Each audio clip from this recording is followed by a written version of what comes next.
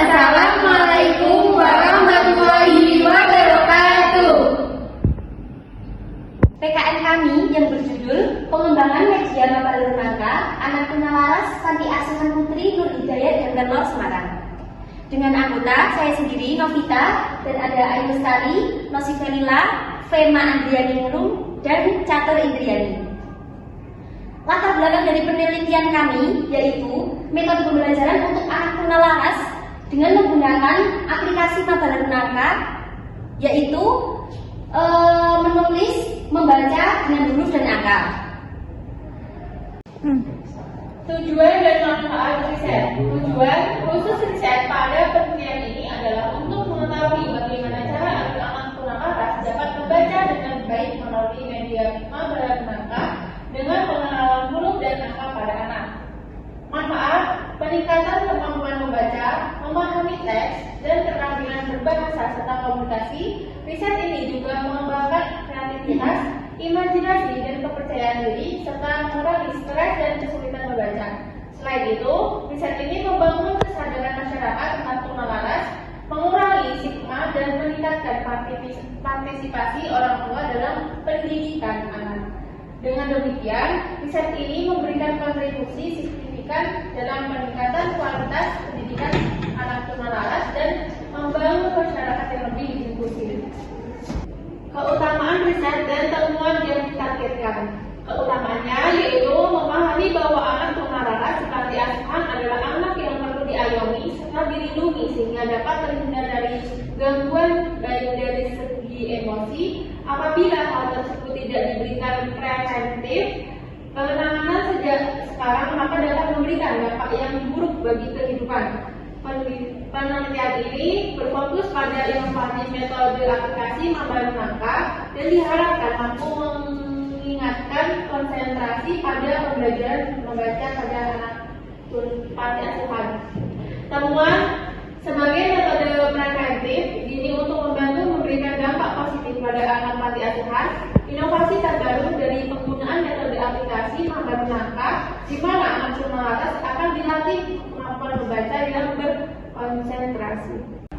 Terdapat kontribusi penelitian terhadap pendidikan dan luar riset. Kontribusinya penerapan menggunakan metode aplikasi Maba Lembaga yang dapat memberikan kontribusi terhadap ilmu pengetahuan serta khususnya dalam bidang pendidikan. Terus ada luarannya itu laporan kemajuan, laporan akhir, terus publikasi artikel juga kita nanti di jurnal Sinta 5 Pendidikan Bahasa Indonesia Visual untuk penyebaran pengetahuan programnya. Terdapat tinjauan pustaka yaitu penanganan anak tunalaras ringan melalui metode ejaan dan tracing the dots merupakan penelitian deskriptif kuantitatif. Penelitian ini bertujuan untuk mendeskripsikan upaya penanganan anak tunalaras ringan menggunakan ejaan serta tracing the dots. Pendekatan penelitian ini dilakukan melalui wawancara, pencarian informasi, serta pengamatan yang menghasilkan data deskriptif berupa kata-kata lisan atau tulisan serta perilaku yang diamati di lapangan subjeknya tersebut nanti. Terdapat tingkat dan peningkatan konsentrasi membaca anak tunalaras di panti asuhan. Secara umum, hakikat tunalaras ini merujuk pada pemahaman atau kesadaran yang melampaui logika atau rasio manusia. Pencapaian pemahaman ini yang lebih dalam itu realitas sejati yang tidak bisa dijelaskan dengan kata-kata atau pemikiran rasional.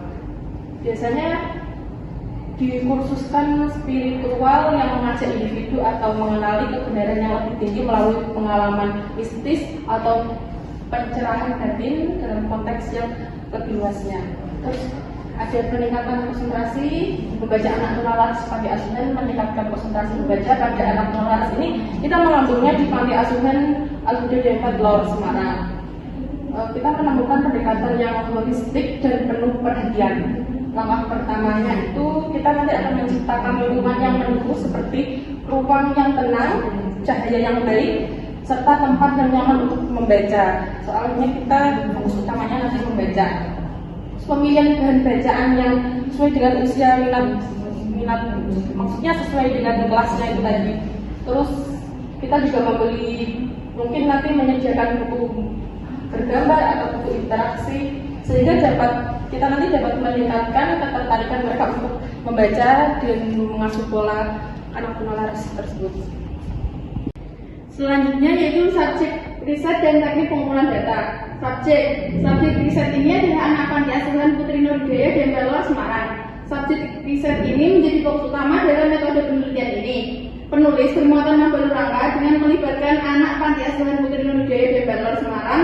Penelitian ini dapat mencatat variasi karakteristik dan kebutuhan anak panti yang dapat mempengaruhi efektivitas dalam belajar. Lalu teknik pengumpulan data yang pertama itu ada observasi langsung, yang kedua ada tes pada keterampilan, yang ketiga ada respon anak panti asuhan, dan yang terakhir dokumentasi. Yang selanjutnya yaitu ada teknik analisis data, penelitian dan pengumpulan informasi pada penelitian.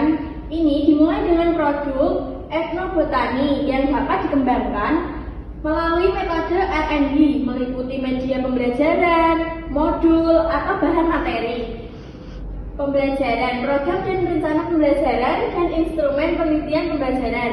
Yang kedua yaitu perencanaan. Pada tahap ini, penelitian merumuskan beberapa perencanaan yang terdiri dari keterampilan dan keahlian mengenai masalah penelitian, tujuan yang dirumuskan pada setiap tahap, dan merancang langkah-langkah penelitian dan studi kelayakan. Yang ketiga yaitu uji lapangan utama. Pada tahapan ini, produk pendidikan yang direvisi diuji dalam skala lebih luas dengan banyak pihak, 5-15 pada data biasanya dikumpulkan secara metode kualitatif. Beberapa produk juga perlu dilakukan seperti dalam desain penelitian 7 eksperimental untuk mendapatkan umpan balik atau data yang tepat untuk melangkah di setiap selanjutnya. Yang terakhir yaitu sosialisasi dan implementasi. Pada tahap ini, produk dilakukan kepada masyarakat, terutama di bidang pendidikan, dengan melalui seminar, publikasi, ataupun presentasi oleh pemangku kepentingan pihak terkait. Yang selanjutnya yaitu aplikasi Mabalurangka. Yang terakhir yaitu aplikasi Mabalurangka. Langkah-langkah pembelajaran menggunakan aplikasi ini yaitu 1. Menyajikan teks atau kalimat yang memuat huruf dan angka. Misalnya, aku memiliki 2 buah apel. Membaca teks atau kalimat tersebut dengan mengidentifikasi huruf dan angka yang terdapat di dalamnya.